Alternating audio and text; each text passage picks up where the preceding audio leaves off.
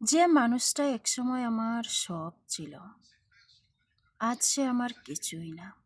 ভাবতে পারো, একটা মানুষ যার সাথে কথা না বললে দিনই কাটতো না, আজ তো তার নামটা নিতেই ভয় লাগে। একটা সময় ছিল ওই মানুষটা আমার হাসির কারণ ছিল। খুশি হলে আমি প্রথম তাকেই বলতাম, কষ্ট পেলে তার কাছেই দৌড়ে যেতাম।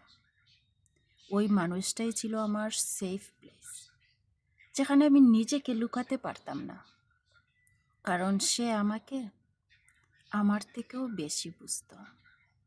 কিন্তু জানো, সব গল্প একরকম থাকে না। ধীরে ধীরে সব বদলাতে শুরু করলো। কথা কমে গেল, সময় কমে গেল, আর গুরুত্ব। আমি আগের মতোই ছিলাম, কিন্তু সে বদলে গেল। একটা সময় বুঝতে পারলাম আমি একাই ধরে রাখার চেষ্টা করছি। সে আর চায় না, কিন্তু আমি ছাড়তেও পারতেছি না।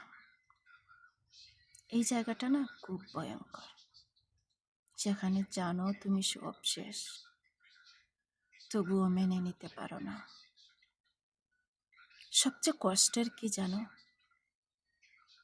সে আমাকে ছেড়ে যায়নি একদিনে, প্রতিদিন একটু একটু করে দূরে গেছে। একদিন হঠাৎ করে বুঝলাম আমি তার প্রায়োরিটি না, আমি শুধু একটা অপশন। যখন সময় থাকে তখন কথা বলে, না থাকলেই হারিয়ে যায়। এই অনুভূতিটা ভিতর থেকে মানুষটাকে ভেঙে দেয়। আজ সে নেই, কিন্তু তার স্মৃতি এখনো আছে। তার সাথে কাটানো সময়গুলি, হাসি, কথা, সব কিছু। সবচেয়ে অদ্ভুত কি জানো, আমি এখনো তাকে ভুলতে পারিনি, কিন্তু সে খুব সহজেই আমাকে ভুলে গেছে। হয়তো এটাই বাস্তবতা, সবাই থাকে না। তোমার জীবনেও কি এমন কেউ আছে যে একসময় সব ছিল, আর আজ কিছুই না? থাকলে কমেন্টে লিখো। আর এমনই সত্য কথা, কিছু কথা জানতে চাইলে, শুনতে চাইলে অবশ্যই আমার চ্যানেলটাকে সাবস্ক্রাইব করবেন। রিয়েল লাইফ, আমার জীবনটা সত্যি এমনই ঘটছে আমার সাথে।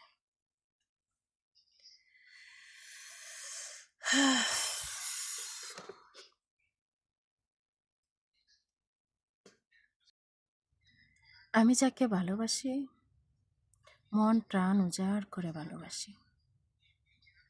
আমি কখনোই এক মনে দুজনকে টাই দিতে পারি না। আমি যাকে একবার মনে চাই দিলাই, সে যদি আমাকে অবহেলাও করে, তারপরেও আমি অন্য কোথাও যেতে পারি না। এটা হচ্ছে আমার জীবনের সবচাইতে বড় দুর্বলতা। আর এটাকে পুজো করে আমার জীবনে আসা মানুষ, আমার আশেপাশে থাকা মানুষ, আমার প্রিয় মানুষগুলো আমাকে এভাবে ভয়ঙ্করভাবে ঠকায়। কেন? মানুষকে ভালোবাসাও কি অপরাধ? যদি অপরাধ হয়, তাহলে ভালোবাসা কেন সৃষ্টি হলো? এতটুকুই আমি বুঝতে পারি না। এই প্রশ্নের উত্তরটাই আমি খুঁজে পাই না। কেন এমন হয়? শুধু আমার সাথেই কেন এমন হয়?